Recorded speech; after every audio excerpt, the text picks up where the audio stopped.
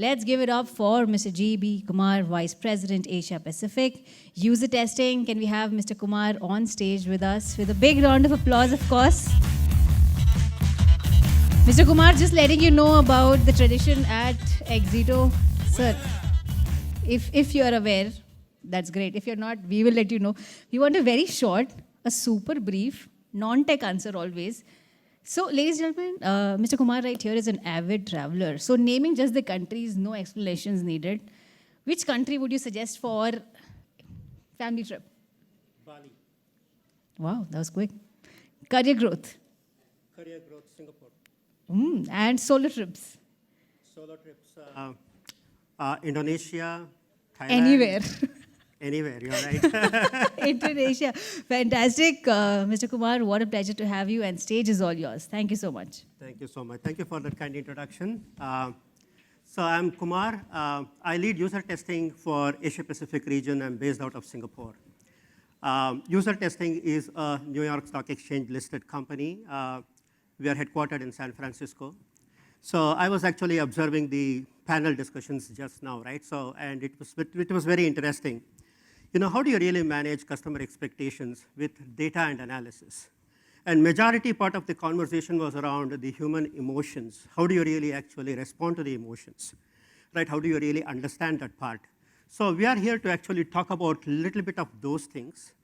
And one of the important aspects in the current economic environment is how do we really make the right decisions the first time, right? Because as the economic headwinds actually are in our way, we do not have the luxury of actually iterate again and again, make mistakes, and then find our feet, right? The sooner you are able to really get to the pin, the better off you are, the more competitive you become. So how can we really get there? How can we really get there by actually understanding the human part of actually the whole customer sentiments, right? So that's what I'm really going to focus on. So with that little bit of introduction, so let me actually just talk about what's gone on actually in the last couple, 3 years, right?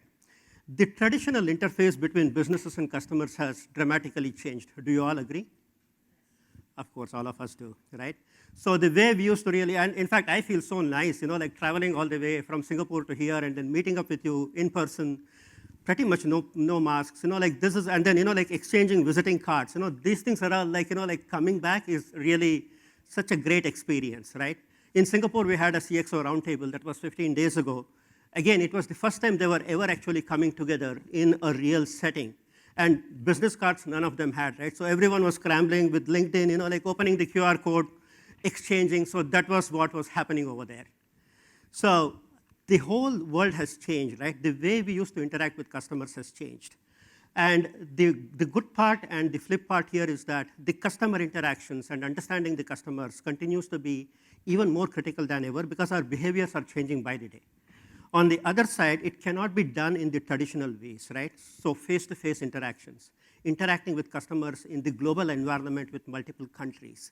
Is it easy anymore? The answer is it's not that easy, right?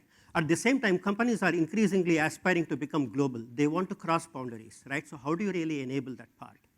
So majority of us actually now try to really figure out all these things by being behind a computer or a device. So if you really look at it, you know, you look at any of the large companies who are customer focused, right? So we spend lots of money in collecting data on what our customers are doing, right? It's very important to understand that. And if I ask, I'm quite sure every one of us actually will raise your hands that that is the most important thing for empathizing with your customers and your target audience. So what am I doing with my customer, right? So there are established tools to really understand that. And in very simple ways, this is the CRM that the companies typically do use to capture what am I doing with my customer, right? So all sorts of dashboards, flowcharts, understanding the pipeline, understanding actually where the business is going to come from, when the business is going to come from, et cetera, et cetera. What's my customer doing with my product and in my product, right? That's where all the analytics really become very important, right? And there are enough of analytical tools that are available to understand what exactly is customer doing with my product. What part of the product is useful, what part of the product is not useful, what is being overutilized, what's not being utilized. We have analytics and dashboards and big data that's available to us. What is the customer sentiment, right? What exactly is the sentiment? And all of us go through this day in and day out. The moment you take a Uber or a Ola or use a Swiggy, you have to rate it on a scale of 1 to 5 or 1 to 10, right? It goes on and on and on, right?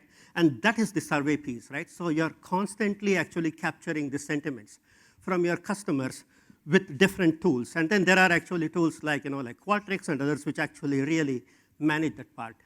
But the most important piece, which is where the emotion part of the conversation I felt was fascinating, is how does it feel to be your customer, right?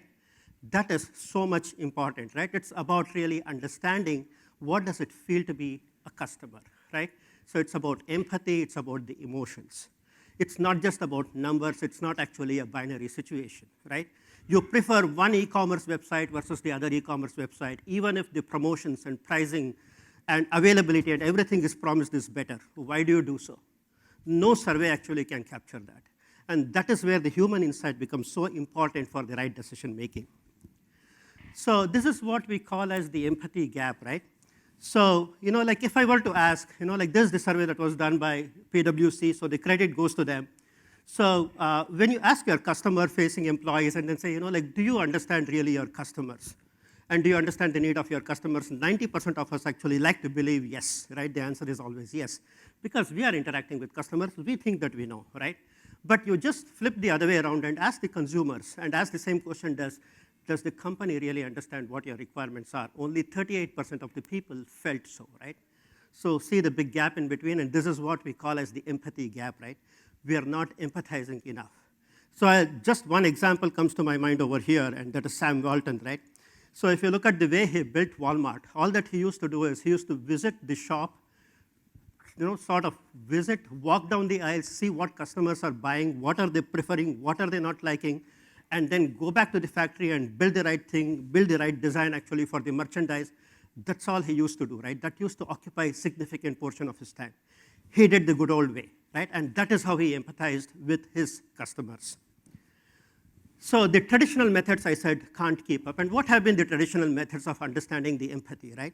So the traditional methods have been actually running the focus groups. We have all actually touched upon it one way or the other. We talked about it actually just in the previous session. Usability labs, customer interviews, right? We know that it's increasingly very difficult to really get the focus groups in one place itself. That's one of the challenges here. And then there are other manual processes we do, right? So these are the in-house labs, and then in-store intercepts, and then online customer, on-site customer travel to really understand what we have been trying to do over here. The challenge is actually it takes time to really get the results. And most of the time, by the time you get the results, you're already actually further up in your product or experience design life cycle. So how do you really do that? And then do you really vet it with that output, right? So with that, what user testing does is, can we have the audio, please? What if you could see experiences through your customer's eyes? By watching what they do. Something like this. Yes. Okay, try. Oh, that's so cool. That's so cool. User testing makes it easy to target your exact audience. Then within a few hours, you'll see and hear how real people engage with what you're creating. Oh, it is kind of reminding me here of like Pinterest. Yeah. And Instagram, they do have like these little dot things that you can hover over and it'll tell you the price of things or where you can get it. So that's pretty cool. With over 100 pre-built test templates to choose from, it's easy to get started. We let you test any experience, digital or real world. We just got this body wash from Amazon and we're trying to figure out how to get the pump up so the pump will work. And I've twisted a few times counterclockwise and nothing is happening. Which helps you understand different perspectives and gain the human insight you need to create a truly exceptional experience. A lot of pages, a lot of screens, a lot of text. Only this page is 1, 2, 3, 4, 5, 6, 7, 8, 9, 10. It's 11 screens long. And it does give me that feeling that, it's going to take me a long time to find out, what's the difference between that offer versus that offer. No time to watch the full video? Well, we layer in analytics and sentiment on these recorded experiences to help you get to the moments that matter faster. And we make it easy to share insights with others to drive the kind of alignment and action that only the power of video can inspire.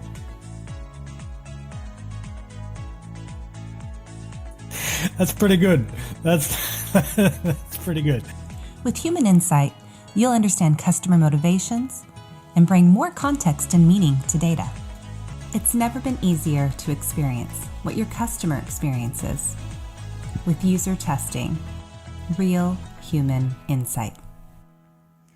So the beauty of user testing platform is that you can ask any question, you can actually target any experience, you can target any audience that you're looking at, and or any employee within the organization as well. The beauty of user testing as a platform is that like we have this vast sort of set of target audience who you call as the panel. It's 1.8 million worldwide people and then growing. They're all opted in, and they're part of actually our large network of contributors. And you can actually then use the screener questions to really target the right audience that you would like to really launch the test. And the beauty is that you can test your own experience or your competitor's experience even without naming who you are, right? So you can do A/B tests, you can do balance comparisons, you can gather different insights as a result of that. So how this works is actually very simple, right? So the first step is to really target the contributors, right? Where do you really gather the feedback from? From whom do you really want to gather the feedback from? On what do you really want to gather the feedback, right? So that's the step number one. You can either actually select from the large set of actually target audience that we have, I just talked about, which is the panel, or you can invite your own customers or partners or preferred people that you want to gather feedback from, who could be your trusted advisors, or it can be a combination of the two. You can then actually get the output, which is nothing but a recorded video, and you typically get it on the same day you launch the test. So that's the beauty of the experience, right? You launch the test, and then you get actually the experience and the feedback and the recording, the entire video recording with the voice, with the sentiment on the same day pretty much, right? And then you can actually get into the detail of the video with the help of all the AI tools that was actually shown in that video. You can do the sentiment analysis, you can look at the automated transcripts, you can look at the metrics, and then figure out what are those opportunities where customers are really, really feeling exhilarated, and then those are the aha moments where you can amplify further. Or there could be some of those moments where it is frustration, right, that is expressed. Oh, I wish it was like this. Oh, I wish things were different.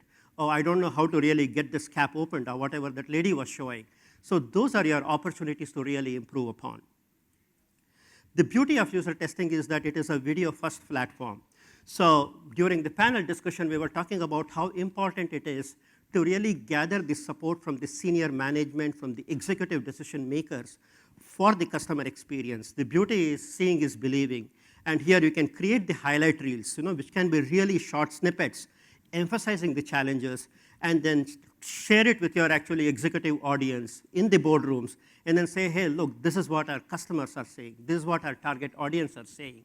This is the real issue as to why our rating is so and so, or what needs to be really focused upon in terms of our priorities. So how does this really help, right? So there are a number of customers, 4,000 plus worldwide, and then we have more than half of the Fortune 500 companies who are our customers at this point of time, and they are growing. So the example here is Canva. They have been actually our customers in Australia for the last 5-6 years.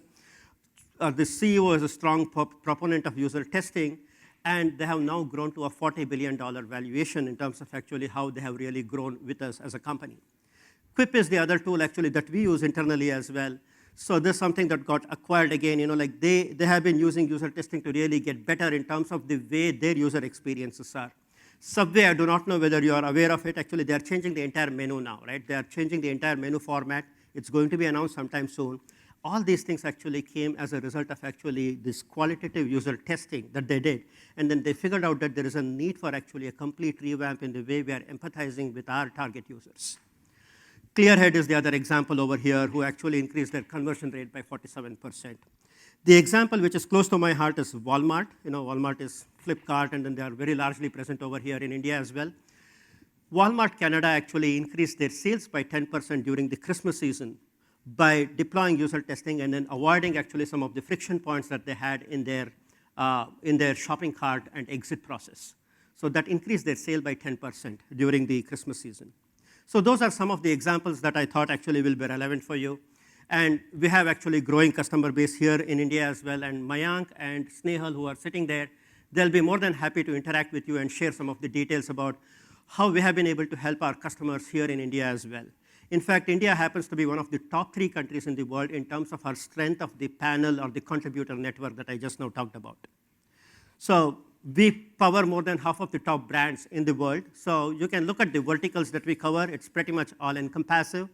Any place where there is a business-to-consumer interaction and then the insight that you really want to gather, or the insight that you like to gather actually from small businesses, business users, these are the places where you do find that user testing actually can be very useful in terms of gaining a very unbiased, very authentic feedback, because they need not be actually biased at all, and then use that for actually your insights as you go through either your product development or user experience development or marketing actually type of insights as you really build out those aspects.